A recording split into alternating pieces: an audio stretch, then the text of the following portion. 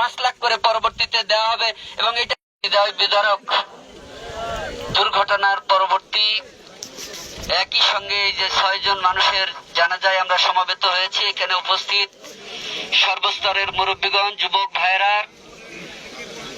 বিভিন্ন পর্যায়ের উচ্চপদস্থ কর্মকর্তা বৃন্দ সহ সমবেত সুধীবৃন্দ, আপনাদের সকলকে আন্তরিক শুভেচ্ছা সহ সালাম জানাচ্ছি। আসসালামু আলাইকুম ওয়া রাহমাতুল্লাহি ওয়া বারাকাতুহু।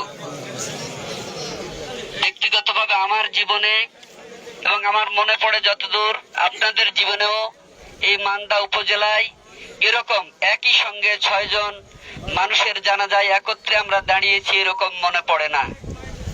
গতকালকে টাঙ্গাইলের সেই মর্মান্তিক সড়ক দুর্ঘটনায় যত মানুষ নিহত হয়েছে 16 জনের খবর আমরা পেয়েছি। তার মধ্যে এই মান্দা উপজেলার বিশেষ করে আমাদের এই 1 নম্বর ভার্স ইউনিয়নেরই এই 9 জন ব্যক্তি মৃত্যুবরণ করেছেন। এই 9 জন সহ গতকালকের সড়ক দুর্ঘটনায় যারা শাহাদাত বরণ করেছেন, আমি তাদের সকলের আত্মার মাগফিরাত কামনা করছি। মহান রব্বুল আলামিনের কাছে দোয়া করি আল্লাহ পাক তাদেরকে যেন শহীদের মর্যাদা দান করেন, জান্নাতের সর্বোচ্চ মাকাম দান করেন। প্রধানমন্ত্রীর মুখ্য সচিব উনি নিজে আমাকে ফোন দিয়েছেন, জেলা প্রশাসনের কর্মকর্তাদের ফোন দিয়েছেন।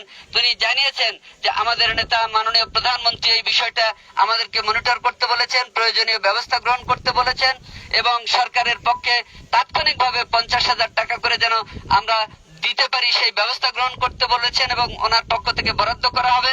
তখন আমি বলেছিলাম যে এই 50,000 টাকা এটা কোনো টাকা নয়, আমরা নিজেরাও স্থানীয়ভাবে ত্রাণ তহবিল থেকে আমরা যতটুকু পারি সেটা সহযোগিতা করব, কিন্তু পরবর্তী সময়ে এই পরিবারগুলোকে আরো বেশি বেশি সহায়তা করতে হবে। সেই ক্ষেত্রে ওনারা বলেছেন, ডিসি সাহেব তো আপনাদের জানালেন যে 5 লাখ করে পরবর্তীতে দেওয়া হবে এবং এটা হয়তো আরো বাড়তে পারে বলে আমার দৃঢ়ভাবে বিশ্বাস করার যুক্তিসঙ্গত কারণ রয়েছে। হয়তো আরো বাড়তে পারে বলে আমার দৃঢ়ভাবে বিশ্বাস করার যুক্তিসঙ্গত কারণ রয়েছে।